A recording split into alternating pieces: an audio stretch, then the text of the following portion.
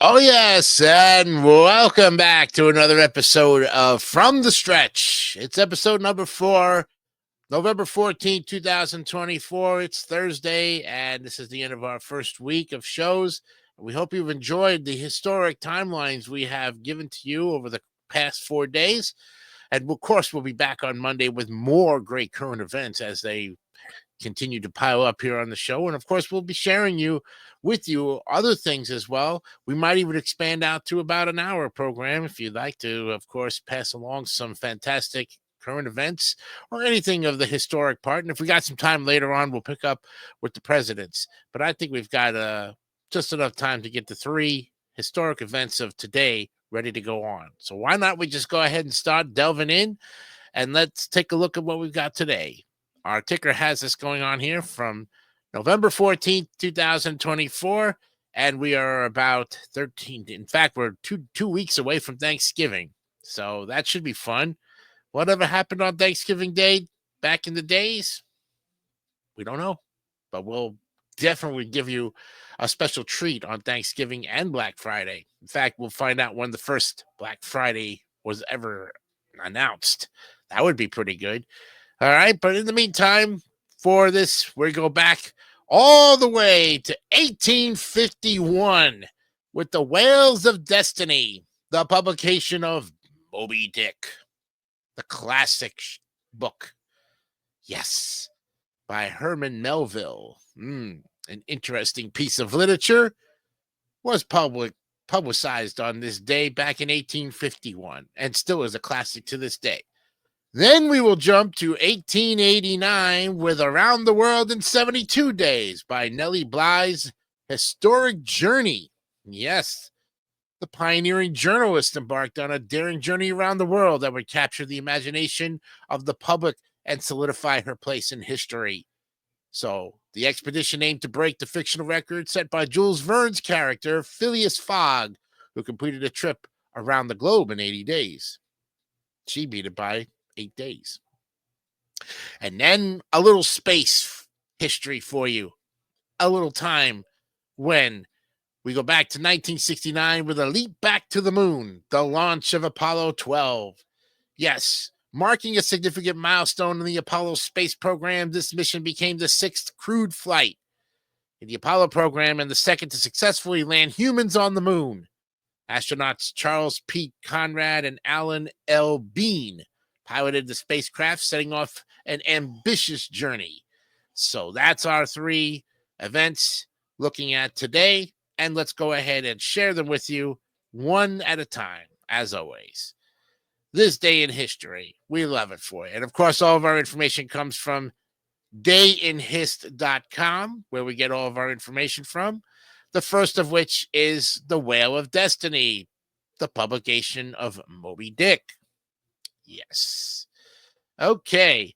Well, Herman Melville's literary masterpiece, Moby Dick, was published in the United States, marking a pivotal moment in American literature. This iconic novel, with its intricate narrative and profound themes, explores the depths of obsession, vengeance, and the complexity of the human experience. While Moby Dick did not achieve immediate commercial success, it has since been recognized as one of the greatest works of American fiction, influencing countless readers and writers alike. And there's Herman Melville. Moby Dick follows the journey of Ishmael, a sailor who joins the whaling ship Pequod, captained by the enigmatic and non-maniacal Captain Ahab. Now, Ahab is driven by a singular obsession to hunt down and kill Moby Dick, the legendary white whale that had previously destroyed his ship and bitten off his leg. The novel delves into Ahab's relentless pursuit of the whale, illustrating the themes of vengeance and the human struggle against nature. Melville's narrative is rich with symbolism and philosophical musings, intertwining elements of adventure and profound existential inquiry. The novel is not just a tale of a man's quest for revenge, but also an exploration of the human condition and our place in the universe. The complexity of its characters, particularly Ahab and Ishmael, provides insight into the duality of human nature, reflecting both our aspirations and our darker impulses. There it is, the first copy, probably one of the hardbound classics, probably put in a case to preserve its integrity. Upon its publication, Moby Dick received a mixed response from critics, readers alike, and many found the novel's structure unconventional, and its dense prose and philosophical digressions were challenging for contemporary audiences. However, as time passed, literary critics began to reevaluate Melville's work, recognizing its innovative narrative techniques and profound thematic depth. By the 20th century, Moby Dick had cemented its status as a cornerstone of American literature. Today, Moby Dick is celebrated not only for its storytelling, but also for its rich symbolism and exploration of complex themes. It has inspired numerous adaptations, scholarly scholar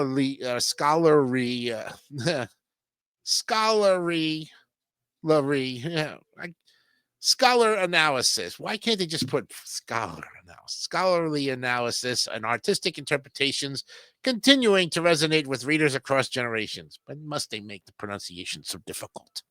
I don't know. The novel's exploration of obsession, the struggle against fate, and the moral ambiguities of humanity marks it as a timeless classic that invites reflection and debate. Yes.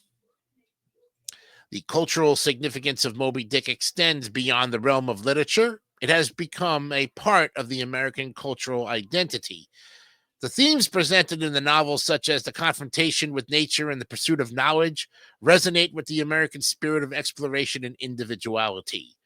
The novel has been referenced in various forms of media, including film, theater, and music, underscoring its enduring impact on popular culture. Moreover, Melville's work has sparked discussions about the environment and human responsibility, making it relevant in contemporary dialogues about nature and society. The character of Captain Ahab embodies the archetype of the tragic hero whose quest for revenge ultimately leads to his downfall, serving as a cautionary tale about the dangers of obsession and the limits of human ambition. The publication of Moby Dick on this date, 1851, represents a landmark moment in American literature, giving rise to a narrative that explores the intricacies of the human experience through the lens of obsession and vengeance. Herman Melville's masterful storytelling and profound thematic explorations have established Moby Dick as a timeless classic, continuing to inspire and challenge readers to this day.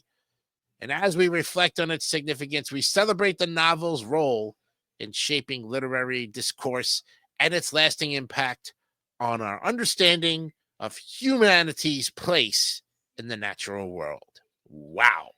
And if you've never read Moby Dick, go read it, because it is a classic that does tell a very interesting story. One you might find very interesting if you can get your teeth on it. Teeth bite, you know? Next up is Around the World in 72 Days, Nellie Bly's Historic Journey. And you heard of course, Around the World in 80 Days, but let's look at how Nellie Bly's historic journey lasted only 72 and broke the record by 8 days. So, today, 1889, pioneering journalist Nellie Bly embarked on a daring journey around the world that would capture the imagination of the public and solidify her place in history.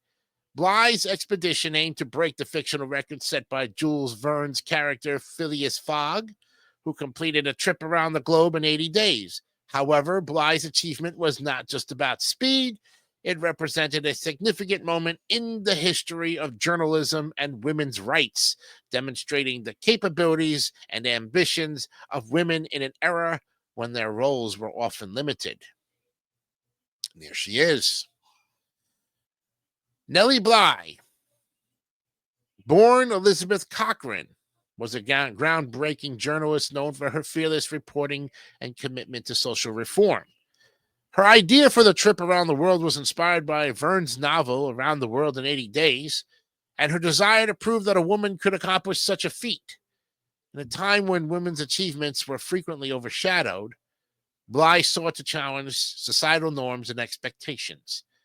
Before embarking on her journey, Bly had already made a name for herself through her investigative journalism, notably with her expose on the conditions of patients in the mental institution, which she reported on by posing as a patient herself. Her experiences showcased her courage and determination qualities that would serve her well on her upcoming adventure. Bly set off from New York City, armed with little more than a small suitcase and her indomitable spirit. Her itinerary included stops in England, France, Egypt, India, Japan, and several other locations as she raced against time to complete her journey in less than 80 days. With each stop, Bly provided vivid descriptions of her experiences, challenges, and the cultures she encountered, making her journey not only a remarkable feat, but also a compelling narrative that captivated her readers. And as she traveled, Bly faced numerous obstacles, including challenging weather, missed connections, and cultural differences. And despite these challenges, her determination never wavered. Her ability to navigate the complexities of travel and her unwavering resolve showcased the strength and resilience of women in male dominated societies. Each leg of her journey was filled with both adventure and unpredictability, highlighting her resourcefulness and ingenuity. Then on January 25th, 1890, Nellie Bly completed her journey in an astonishing 72 days, shattering the fictional record and setting a real world record for circumnavigating the globe. Her arrival back in New York was met with widespread celebration and acclaim as she became an international sensation. Her achievement not only demonstrated her incredible talent and determination, but also served as a powerful statement about the capabilities of women in a time when their contributions were often minimized. The impact of Bly's journey extended far beyond her immediate accomplishment. She inspired countless women to pursue their dreams and defy societal expectations. Her journey also opened doors for future female adventurers and journalists, proving that women could undertake significant challenges and excel in their pursuits. Nellie Bly's journey around the world in 72 days remains a landmark event in both journalism and women's history. Her adventurous spirit and groundbreaking work paved the way for future generations of female journalists and adventurers, encouraging them to explore the world and share their stories. Bly's legacy continues to inspire, serving as a reminder of the importance of perseverance, courage, and breaking boundaries. And today, her story is celebrated as a testament to the power of determination and the impact of women in history. Bly's journey resonates as a symbol of empowerment, inspiring people of all genders to chase their ambitions and challenge the status quo. Her remarkable accomplishment reminds us that with courage and tenacity, extraordinary achievements are possible. Nellie Bly's embarkation on her journey around the world on this date, 1889, represents a significant moment in history, showcasing her pioneering spirit and commitment to breaking barriers. Her achievement not only challenged societal norms, but also left a lasting impact on journalism and the perception of women's capabilities.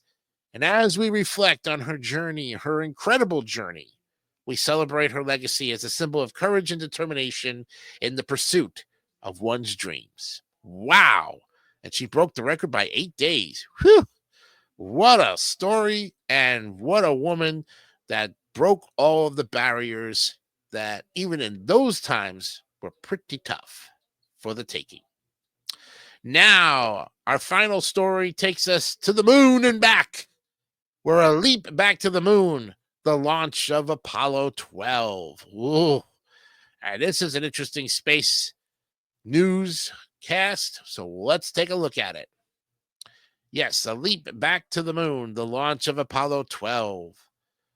Okay. November 14th, that's today.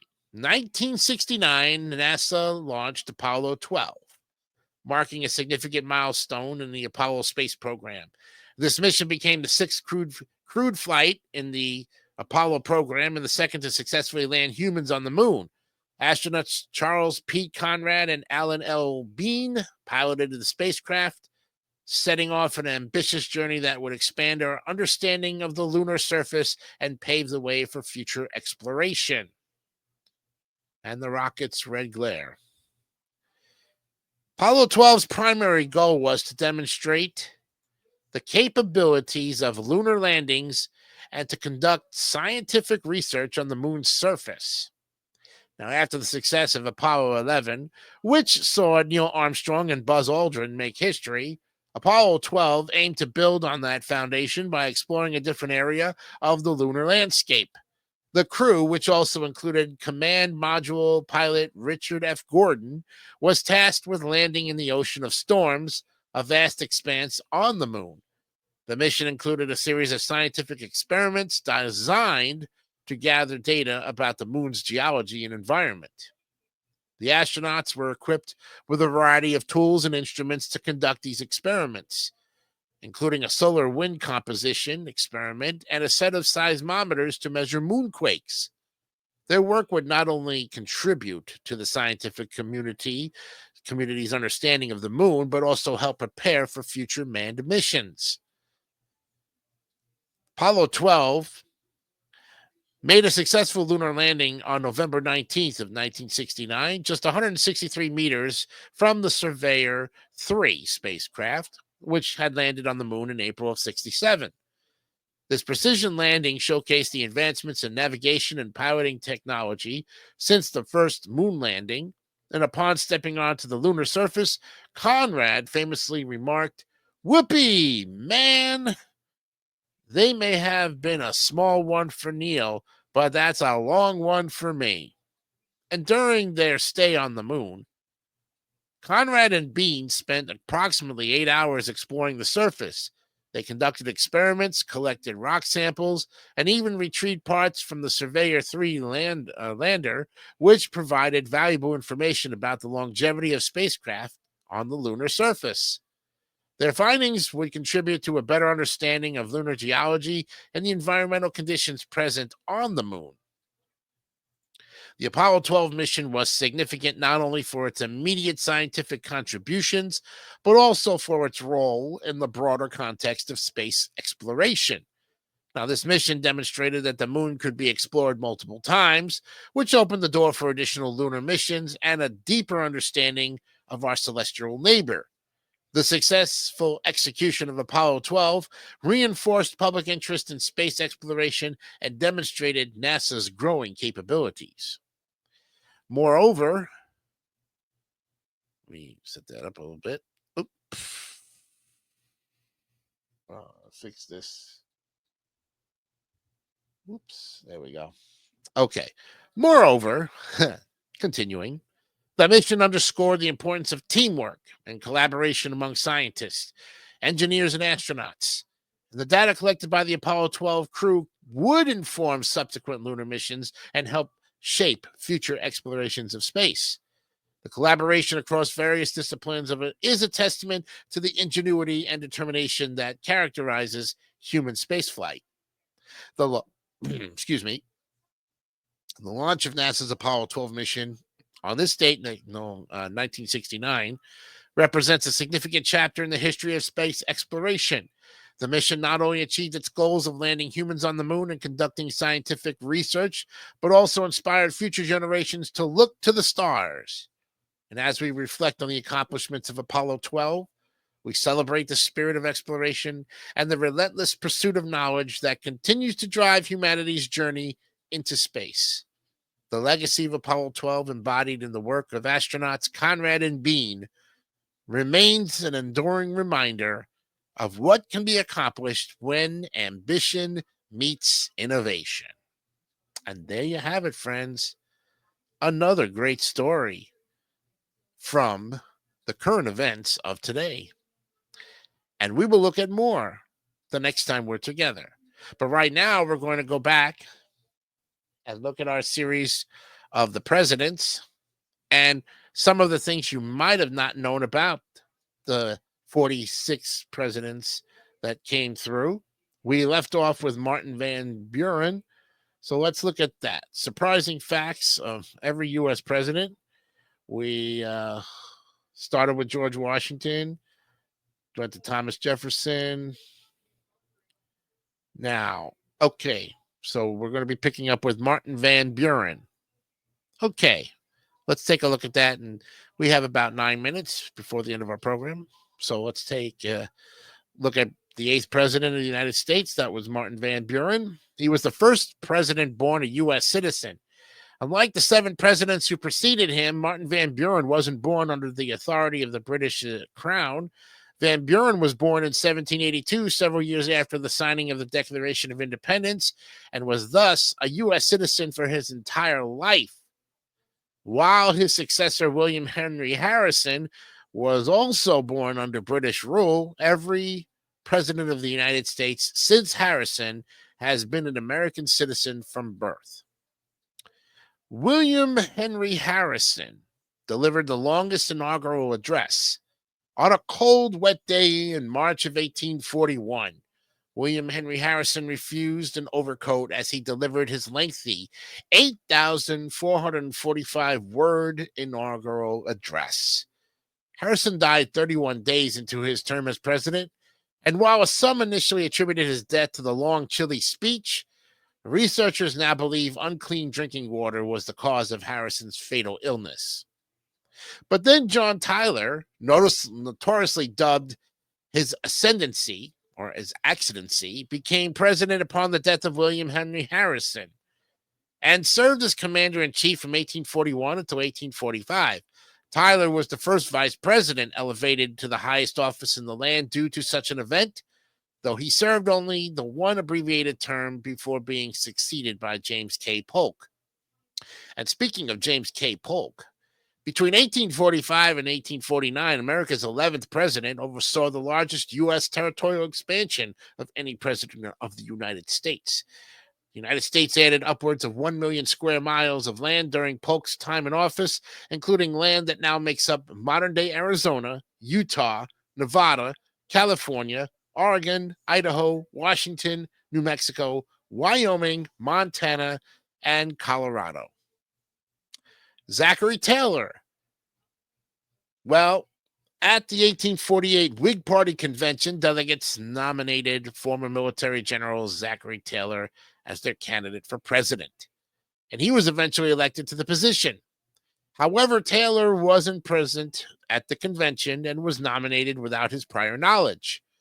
He didn't find out about his own nomination for several weeks, and he initially refused to pay postage on a letter sent his way, alerting him of the news. But then Millard Fillmore was the last president who was not a Democrat or a Republican. Yes, since 1853, the American presidency has been dominated by politicians who belong, to either the Democratic Party or the Republican Party. That trend began after Millard Fillmore, who was a member of the Whig Party during his presidency from 1850 until 1853. The Whig Party dismantled shortly after his term, and the two-party system has dominated ever since. Franklin Pierce defeated his former general to become president. The presidential election of 1852 was a race between Franklin Pierce and Winfield Scott, two men who served in the U.S. Army during the Mexican-American War. Pierce served as a brigadier general during the conflict, whereas Scott was commanding general of the entire U.S. Army.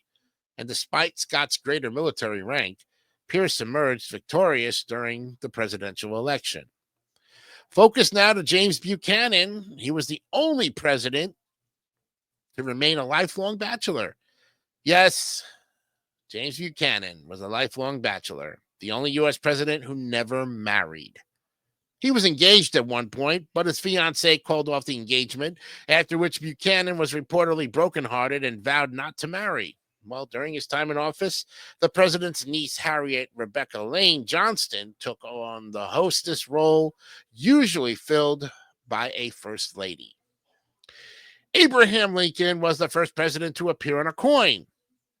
Bet you didn't know that. Well, in 1909, in honor of his 100th birthday, Abraham Lincoln became the first president to appear on a U.S. coin. The famous side profile bust design created by engraver Victor David Brenner is still in use today. And though some have called for the penny to be discontinued thanks to inflation cratering its value, there are still billions in circulation.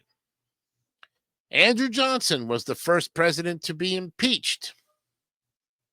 Whoops. I think I clicked on too much. Whoops. All right. Okay. All right. So, Andrew Johnson. After Abraham Lincoln's death, his vice president, Andrew Johnson, took over the highest office in the land. But a few years into his presidency, Johnson tested the newly passed Tenure of Office Act of 1867 by illegally firing Lincoln's former Secretary of War, Edward Stanton. The House impeached Johnson for it, but the president survived removal from office by just one vote in the Senate. And finally, Ulysses S. Grant's middle name didn't stand for anything. America's 18th president was born Hiram Ulysses Grant. Now, his famous middle name initial S was the product of a clerical mistake. Grant was nominated to West Point by Ohio Congressman Thomas Hammer, who accidentally wrote Grant's name in the application as Ulysses S. Grant. The confusion stemmed from the fact that Grant often went by Ulysses rather than Hiram, and the application called for a middle initial, so the confused Hamar added an S for Grant's mother's surname, Simpson. Despite Grant's efforts to change the name, the middle initial stuck.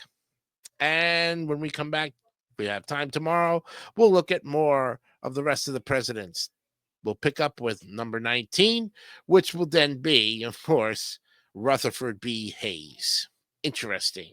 Look, so far, great stuff that we didn't know about the presidents of the United States. Even with their backgrounds and all the famous things they did, there's still a lot of things like these websites that still give us a look at some great facts about the history of our presidents. And speaking of that, we leave you with a thought in mind. Always stay on top of your game and never lose your focus on the things that are important to you. I basically gave you that quote. Look it up, see if it does exist. And if it doesn't, it probably made your day. We'll see you tomorrow for more From the Stretch. I'm Jason DeCanio. And remember, be honest, be real, and keep it simple, stupid. Kiss. Good night.